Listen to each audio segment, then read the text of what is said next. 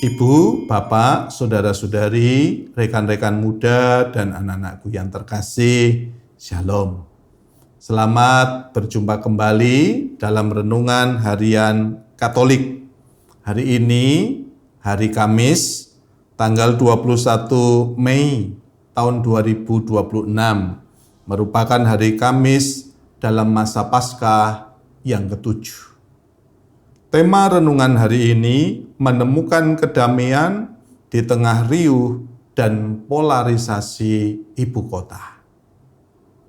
Nah, saudara-saudariku yang terkasih dalam Tuhan, hari ini kita memasuki hari novena yang ketujuh dalam novena Roh Kudus.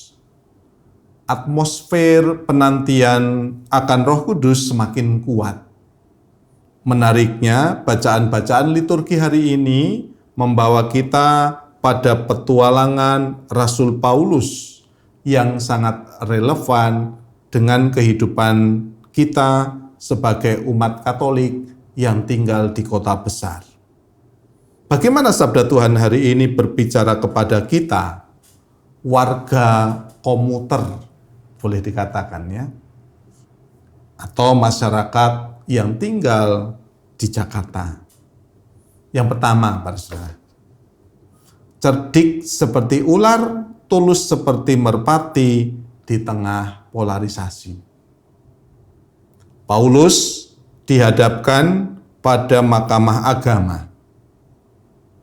Ia tahu persis situasi terpecahnya kaum Saduki dan juga kaum Farisi.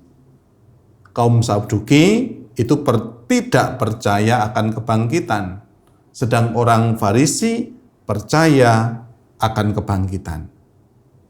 Nah, Pak Saudara, dengan kecerdikannya yang dipimpin oleh Roh Kudus, Paulus berseru demikian, "Hai saudara-saudaraku, aku adalah orang Farisi, keturunan orang Farisi.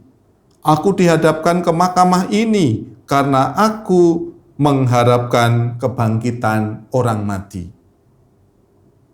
Nah, Pak Saudara, seketika itu juga pecahlah keributan di antara mereka. Di tengah keributan itu, Paulus dengan cerdik menyatakan kebenaran iman bahwa Kristus telah bangkit. Nah, demikian pula para saudara di kota besar ini, di Jakarta ini, adalah kota yang sangat rentan dengan polarisasi. Baik itu politik, status sosial, hingga isu suku, agama, dan ras, sara.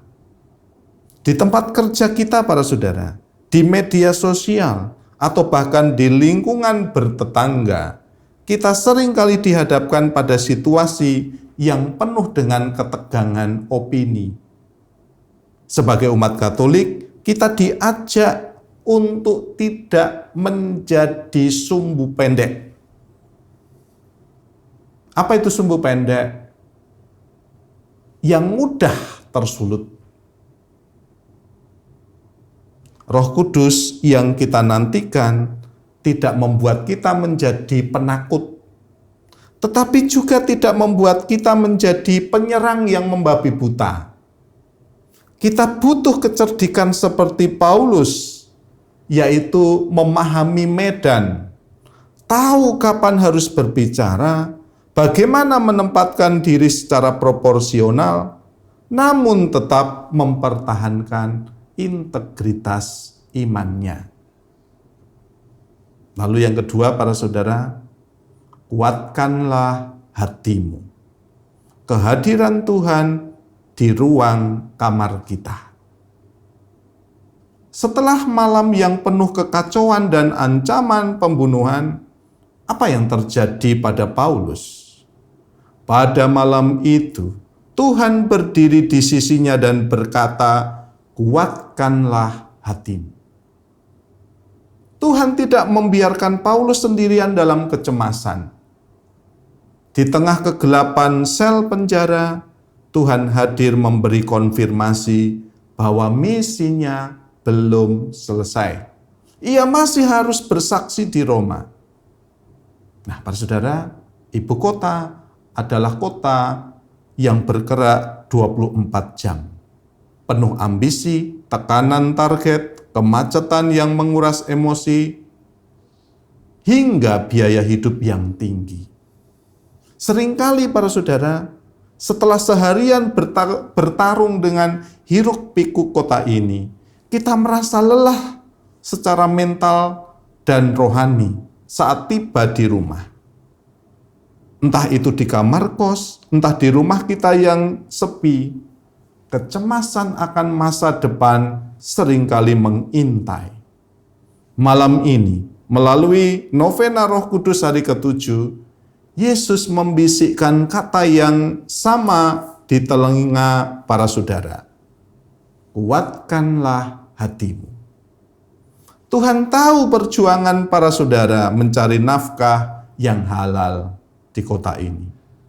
Tuhan tahu lelahnya para saudara mempertahankan kejujuran di tengah sistem yang korup.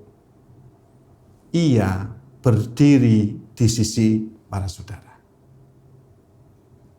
Dan yang ketiga, para saudara, menemukan Allah di Areopagus, modern ibu kota. Nah, Paulus melihat kota Athena yang penuh dengan patung berhala, termasuk mezbah yang bertuliskan Allah yang tidak dikenal. Nah, Paulus tidak langsung mengutuk mereka, melainkan memakai titik temu itu untuk mewartakan Allah yang sejati, Sang Pencipta yang menentukan musim dan batas-batas kediaman manusia.